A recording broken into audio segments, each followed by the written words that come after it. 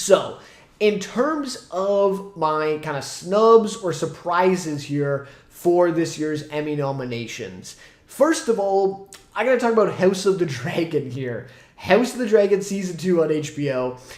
This is, unbelievably shocking to me, to be honest with you. The fact that I think they got 4 or 5, I think it was maybe 4 or 5 total nominations. Like, that's just including all of the crafts, the effects and costume and hair and all those types of nominations, right? That's including those that they got for Season 2 of House of the Dragon.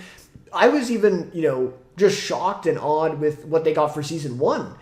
And that included Outstanding Drama Series and I think maybe one directing nomination or something like that, right? Very little for Season 1 as well, but at least they got the Drama Series nomination. Would have loved to see Matt Smith, Millie Alcock, definitely Patty Constantine, right, for his performance. Like, there was just so many things that they missed in Season 1. And Season 2, they don't receive like a single I like to call it above the line, right? And I think that's a term some people use for the Oscars and that too as well. But not a single above the line nomination, not even Outstanding Drama Series for House of the Dragon Season 2. And trust me, I get it. Like, I get it. I did my review for Season 2. I thought it was a pretty, uneven season, to say kind of the best of what that was, right? A very disappointing end to the season. Just some pacing issues. Really did not like the way that they treated Damon this season. And Matt Smith, just their performance kind of lacked as a result of what they gave him to do, which was really disappointing. Because I thought he was easily the best or one of the best parts of Season 1. So anyways, there were definitely problems with Season 2, no doubt about it. But you're going to tell me that there wasn't room in this drama series category for House of the Dragon Season 2? Like, again, even if you recognize that there were problems and stuff like that, an episode like The Red Dragon and the Gold, right? I think that's what it's called now. I might be mistaken, but The Red Dragon and the Gold, it's episode 4, right? What an amazing episode of television. Like, that to me is one of the best. Even, going back to Game of Thrones, like, just the whole, how do you want to say it? Westeros universe or whatever, the George R. R. Martin universe. That's one of the best episodes. Like, easily a top 10 episode in terms of the universe to me. So a really great episode there. I think the first couple episodes of the season are really impressive too. Like, the direction, the cinematography, the effects work, like, how do you not recognize that at least as just a drama series nod? Not even mentioning, the performances from Emma Darcy. I think, Matt Smith, still nomination worthy, even though, like I said, I think they nerf him a little too much for, how they write that character of Damon this season. Who else was really worthy of a nomination in House of the Dragon? There was definitely others, in Season 2. Now it's almost like too far away, right, to remember a lot of the stuff that even happens. But certainly Emma Darcy, Olivia Cook as well, for sure, was nomination worthy. Of course, who plays Aemond, right? Really great. Is it Tom Glenn Carney who plays Aegon, right? And Aemond's name, that the actor's coming back to me now. It's slowly coming back to me.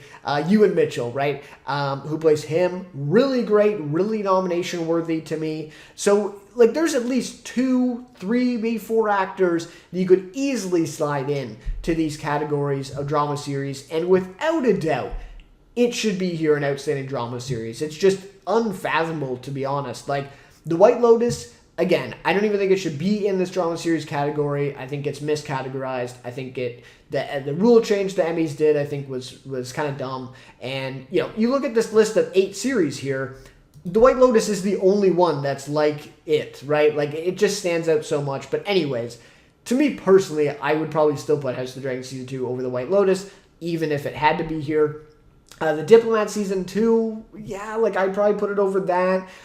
Slow Horses. Again, I've heard some great things about Slow Horses, but, it's, I think, Season 4 here that's being nominated. Is that, and I don't think they've even nominated all the seasons so far, so is Season 4 doing something really special that none of the other seasons before it had done? right? Like, that's kind of what you have to do when you're a show like that, seasons in, and getting a nomination for series. So, anyways, those are two that I would easily swap out, and The Diplomat you could put in there as probably the third, and I think Paradise is a little overhyped too. So there's at least two open slots there to me where you could slide in House of the Dragon here. Like I said, I recognize that it had its problems. I criticized it in my review for the season, but it has to be here. Like, that's insane that it gets not a single above the line nomination. So that was definitely the biggest snub or surprise to me of these Emmys. Really crazy. And again, like, it doesn't even make sense because of how much they loved Game of Thrones. They even gave Game of Thrones Season 8, the drama series award, right? Like, Game of Thrones won for Best Drama Series for Season 8. So they loved Game of Thrones. And House of the Dragon just, for some reason, they just don't like at all, I guess. Even though, again, like, the reviews for Season 2 at the time, I remember being, like, way more positive from the critics than the way the audiences were reacting. So, anyways, it is what it is. Really weird. And then, obviously, yeah, I mean, I would have liked to see the Righteous Gemstones get more support, or any support, really. Not a huge surprise there, though, right? Like, I didn't expect that to happen. Although it was the last season of Gemstones, it does almost feel like this kind of end of, an era, if you will, a little bit for Danny McBride and HBO, and the kind of, Eastbound and Down, Vice Principals, and now Gemstones, this kind of run of shows that he's had. He said, publicly, it seems like for at least, the next year or two, he's going to take a little bit of a break and kind of take a back seat maybe, and then come back with a new show after that. But, Vice Principals, he really just went straight into Gemstones, and Eastbound and Down, I think, was maybe a couple years in between too. So just seems like that maybe is an end of a little bit of an era there. Not that he doesn't have a really great show coming up next. Of course he probably does. But I'm just saying it could be something that the Emmys awarded or at least recognized his work. Especially an episode like Prelude this season in Gemstones, really unique episode that actually to me like transcended the Danny McBride, typical humor and blending genres stuff that he does with his shows that the Emmys seem to hate. And it seemed to transcend that. And even then, they don't really recognize that. Even a guy like Bradley Cooper, big name, big star like that. The Emmys love those big names to get here. And they still don't even nominate him in a guest performance role or anything. So, kind of disappointing there, but not huge, not a huge shock. What We Do in the Shadows as well. They give it a comedy series nomination here, but I think it deserved a lot more, especially being in its final year. The Emmys have given it some love throughout the years, but mostly kind of a muted response. But this being its final season, I thought it really deserved a little bit more attention in the nominees this year. So would like to see more from that. They get, I think, one writing nomination, and that's it. No acting nominations here. So really disappointing there. Any other ones? I mean, there's probably some, on the margins kind of ones that, probably should have been, but kind of maybe just missed, that kind of thing. Obviously, yeah, I think just as a whole, The White Lotus got a few too many nominations for sure. Some of those acting nominations to me are a little out there. They just didn't need nominations for some of this stuff. Like if we go into, I was just talking about the supporting actress in a drama series. I think Michelle Monaghan should be there, for The White Lotus. If you're going to go all out for The White Lotus, I think you nominated the wrong actresses, to be completely honest here. I think Michelle Monaghan was the best, actress, maybe next to Amy Lou Wood.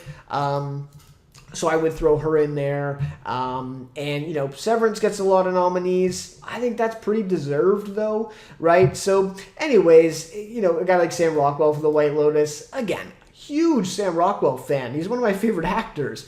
But I don't know that he really needed a nomination for supporting actor, right? I think The White Lotus just got a few too many. The studio, got a lot of nominations, especially in that some of those guest performance categories. So anyways, there's a few there, but those are my biggest ones. House of the Dragon was just unbelievably shocking to me, to see it get pretty much no support at all with this year's Emmys, and especially with, again, I want to say, like, it's a weaker field this year. Can we be honest, right? Like, looking at this drama series category, it's a bit of a weaker field this year. So kind of crazy to see, something like that happen. But anyways, again, I'm sure there's some other shows that I'm forgetting here for sure. But for right now, those are kind of my biggest snubs or surprises of this year's Emmy nominations.